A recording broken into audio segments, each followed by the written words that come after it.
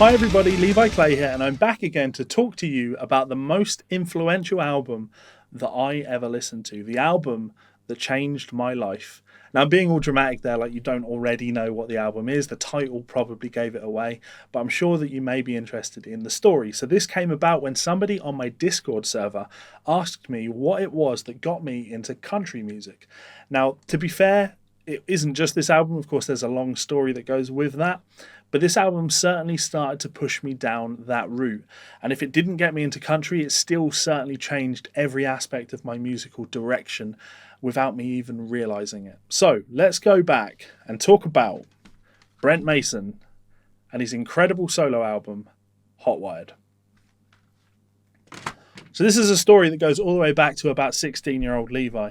And back in the days when piracy was all over the internet and I had no access to the internet, I got to spend some time at my girlfriend at the time's house and absolutely rinsed a site called Guitar Trade Blogspot.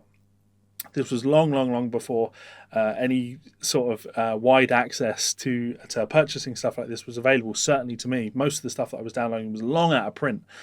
DVD wasn't really a thing at that point. Certainly most of these Hotlicks videos hadn't made it over to DVD, and there's a lot that still actually haven't. And one of the videos that I downloaded was totally outside of my realm of comfort. It was a country video, and it was called Nashville Chops and Western Swing by a guy named Brent Mason. Now, I've done a video on this particular instructional video before, guitar instructional videos that you must buy. I'm not going to sit and tell you why that video is so great. All I'm saying is that is where I first heard of Brent Mason as a guitar player. I checked that video out and thought he was a fantastic player and thought I would look a little bit more into some of his music so I could get a feel for, more of the stuff that he was playing on that video. And I found his album, his solo album, the one album he had at the time, Hotwired. So when I looked into Brent, what I found out is that he is the daddy of session guitar playing in Nashville. That's all there is to it. When you look at session playing in Nashville over the last 20, 30 years, Brent Mason has had that on lockdown. I'm not saying that he's done every single record that exists, but he has played on so many influential records that it is impossible to ignore how many people have heard this man play without even realizing it. So I was drawn to things like the Alan Jackson albums. I really like his stuff with Alan Jackson. But he played with guys like Travis Tritt and Shania Twain, all these big names. He's actually also heavily featured in the early seasons of Friends, the sitcom. If you listen to a lot of those interstitial guitar parts that take you from scene to scene, a lot of that is Brent Mason playing. And when you're a Mason fan, you can really hear it and go, that sounds like the type of thing that Brent would play. Anyway, so after sort of getting a feel for just how much session work he'd done, I thought it would be cool to get a feel for his own music. And then I checked out Hotwired. So this is a killer record, and it's not a country record. It's worth pointing out, people think of Brent Mason as a country guitar player. This isn't a country record. There are a few songs on it that have a country vibe to them. This is an instrumental guitar record with 3 country tunes on it. The rest of them are much more kind of Larry Carlton, Lee Ritenour style jazz blues fusion. Really nice, mellow, melodic tunes. And that's, I think, where Brent really shines. His ear for composition, his ear for melody, more so than just his chops. He's got great chops, but it's never about that. So the album features 10 songs. I'm just going to briefly go through them with you now. Track 1 would be Cayman Moon. This is an unbelievably great opener to an album. Wonderful chord progression in this, kind of my introduction to Lydian Dominant. That's C major 7 to a B flat 7 chord. You need to play B flat Lydian Dominant over that B flat. Sounds absolutely wonderful. Just a really nice vibe. For a long time I used to play this tune with students of mine after they transcribed the chord progression, and had a lot of fun with this one. It's a lovely melody, great tune to play. Check it out, I'm sure you'll enjoy it. Next up is the song Mellow Midnight. Now this is a very kind of melodic, lead guitar driven blues soul track. I probably would describe that with that kind of Fender Rhodes sound at the beginning. Just beautiful track, very melodic. And as I say, if I was to cover any song on this album now, it would probably be Mellow Midnight. I really like that song. Next up, you have Blowin' Smoke. Now this is definitely one of the country tunes. This is like a country rocker. Again, cool tune. If you like your country rock, check it out. First Rule of Thumb was massively influential on me because this is really just a Jerry Reed pastiche. You could say it's a contrafact of the Jerry Reed song Jiffy Jam. If you listen to First Rule of Thumb and then Jiffy Jam and you don't hear that those two songs are essentially the same song, you need to work on your ear training.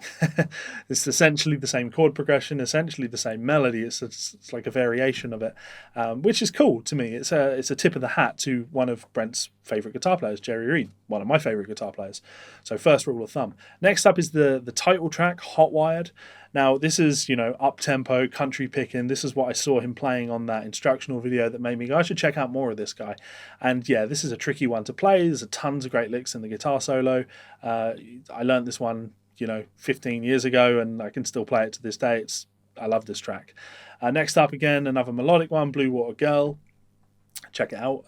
Probably, I don't want to say my least favourite because that implies that I don't like it, but one of the, let's go with my least favourite track on the album. Still a good track. Gate a Bite, I actually covered this one years ago on YouTube. This is another kind of country picker. Great little tune if you want to learn some double stop riffs. Then you have the song My Little Ballerina. This is a nice one actually because this features Chet Atkins on guitar playing his Del Vecchio guitar. Very cool because when Brent moved to Nashville, the first guy that he ever did any work with was Chet Atkins. He played on a Chet Atkins recording, which is super cool. And this was the last thing that Chet ever played on, I'm sure, before he died. So it's a nice kind of full circle vibe. And that was influential on me. I heard Chet on this and it made me want to go and check out some of Chet's recordings because I hadn't heard any at that point. Next up is Sugarfoot Rag. Now, of course, this is a kind of jazz country standard. Everyone plays this. I certainly remember hearing John 5 play this way back in Total Guitar Magazine when I thought I'd understood what country was. And of course, now I look back and think, well, John's not all that country, but it gives you an idea of how influential a tune like Sugarfoot Rag is, the Hank Garland tune. And then finally, actually probably my favourite tune on the album is Swing with a Sting. Now this is a massively influential track on me because it's Western swing. It's just Western swing. It's got that jazzy blues vibe. It swings real hard. The chord changes in it are beautiful.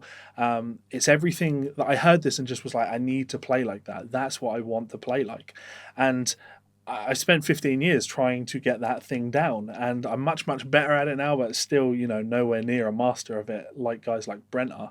But it made me want to go and check out those Western swing players. It made me go and check out Spade Cooley and Ernest Tubb, and there's tons of guys, even newer bands, like the ones I always recommend are the Hot Club of Cowtown, right? There's just Bob Wills, like that Texas swing playing is just electric, and there's a poor use of words because it's not about playing loud electric guitar, but there's something about it that just really speaks to me, and I absolutely love that. So yeah, massively influential. And I didn't realize just how influential this album would be on me, but that idea of being the kind of well-rounded guitar player that could just play on any session and play all of these sounds so convincingly, that idea was appealing to me. So I learned to play lots of styles in the way that Brent Mason could. I looked up to him because he played so many styles.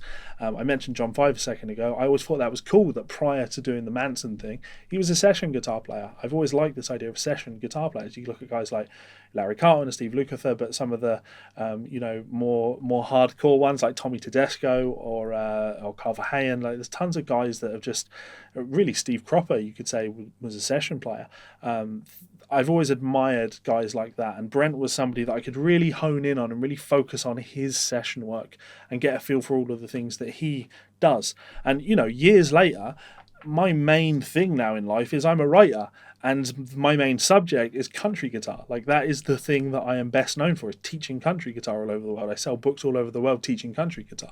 And if you told 15-year-old Levi that, he would have laughed at you because he didn't listen to country music. But this changed all of that. And like I say, this isn't a country album, but it made me kind of sit up and take an interest and give more respect to genres that I hadn't initially fallen in love with. And the more that time you spend with any genre, the more that you'll gain an appreciation for it. And this album was absolutely the album that did that for me. So Brent, I know you're probably not watching, but thank you so much. You have been and continue to be one of the most important influences on my guitar playing. I absolutely love Hot Wired, but I'm going to actually recommend people go and check out the follow-up, which is an album called Smoking Section. It came out in 2006. I would actually recommend you check out the song Nothing to It first. That's probably my favourite tune on the album, and again, it's got that Western swing vibe to it. kind of like country meets swing meets gypsy jazz. Like there's just so much energy to that kind of sound. I'm a big fan of that. But songs like Smoking Section, definitely cool. Hip Pocket, there's tons of great tunes on that album. Actually, December is much more jazz. I definitely call that a jazz tune, and that gets me. It just gets me. Brent Mason, ridiculously good guitar player. Yeah. So, what was the album that changed your musical life forever? What was the most influential album on your musical career or direction? Please do let me know in the comments below. Who knows? Maybe they were influential on me too. I would love to check it out. Finally, I just want to say a huge thank you to supporters over on Patreon. You guys absolutely rock. If you would like to support me on Patreon and allow me to keep doing these YouTube videos, as many as I am doing, that's a great way to do that. You can get a monthly private lesson with me or join my monthly study club streams, get your name listed in the credits, you can download my transcription challenges, or you can just join my Facebook group, which is a lot of fun too. Lots of cool stuff going on in there, and your support very much is appreciated. Alternatively, you can check out one of my books. Again, I said that's like the main thing I do now. You can see some of my country books up there. Check out the Country Guitar Method compilation, which is a compilation of 3 of my best-selling country books: Country Guitar for Beginners, 100 Licks for Country Guitar, and Country Guitar Soloing Techniques. So, yeah. As always, guys, if you'd like to check me out on Patreon, you can do so by clicking this button up here, subscribe by clicking this button down here, and you'll see 2 more videos here and here. Please do go and check them out. Of course, one of them will be Brent Mason, the daddy of all country and swing and Nashville chops. Let's just go with Nashville chops. Absolutely incredible. I'm sure you're going to love him. Let me know how you get on with this album. Hope you enjoy it. Much love, and I will see you for another video soon. Goodbye.